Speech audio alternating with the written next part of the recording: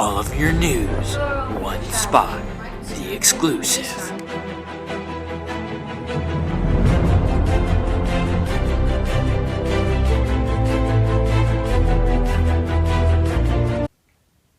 Good evening, my name is John Jones. And my name is Ronnie Daly, and welcome to 22.5, the exclusive. Tonight, our broadcast will cover the advances in the developing Great War. Here's Kevin Grier with the exclusive look in the trenches.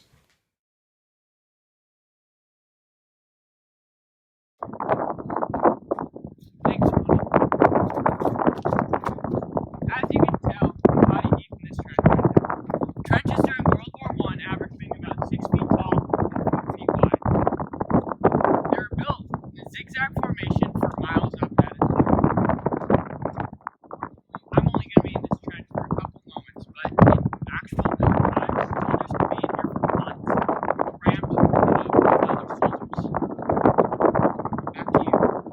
Thanks, Kevin. Well, wasn't that just great? That was.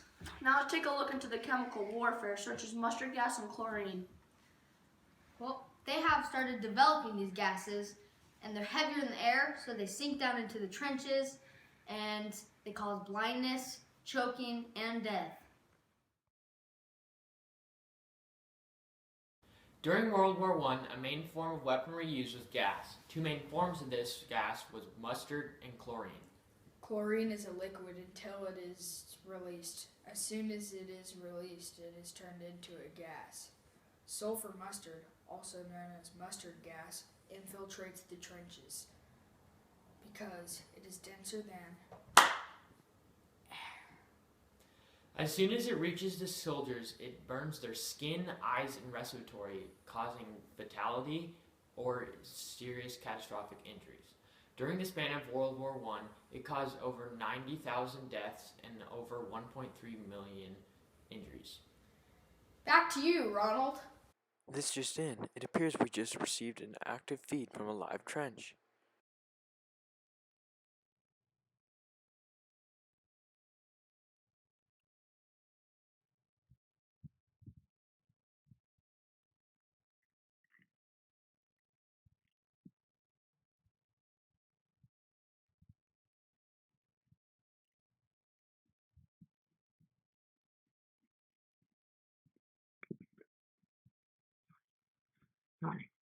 No! Yeah!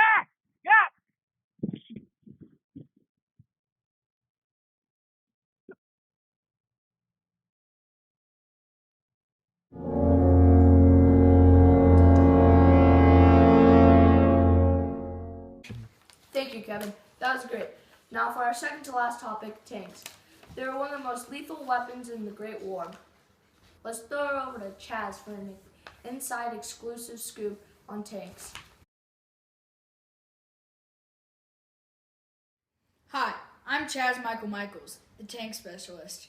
So basically what tanks are a giant armored car that can seat several military men, and it has a hatch at the top where they can peek out and fire their guns. The tank was created in 1914 by Great Britain. In the front of the tank, there is a gun like this that is really long and launches big giant bullets. These bullets can kill over 5,000 people in just a few minutes. That's how powerful the tank is. Instead of wheels, the tank has these big conveyor belt type things that makes it move very effectively, but also extremely slow. That's what makes the tank so powerful. The tank was created in 1914. Thanks, Chaz. That was pretty neat. Now for our last and final topic, machine guns. Machine guns were pretty cool because they can mow down people in minutes, going through hundreds of rounds of ammo.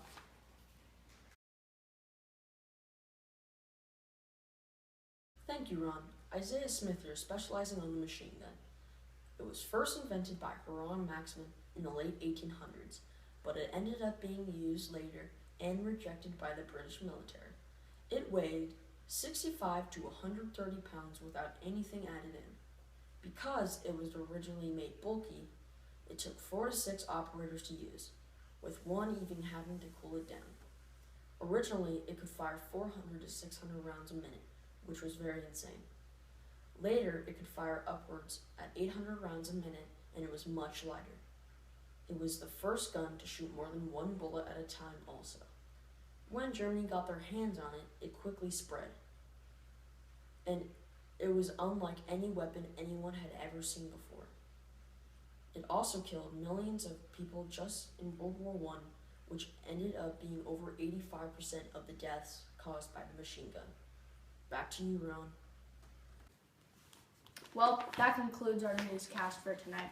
I hope you all enjoyed watching our show, and see you back tomorrow night. All of your news, one spot, the exclusive.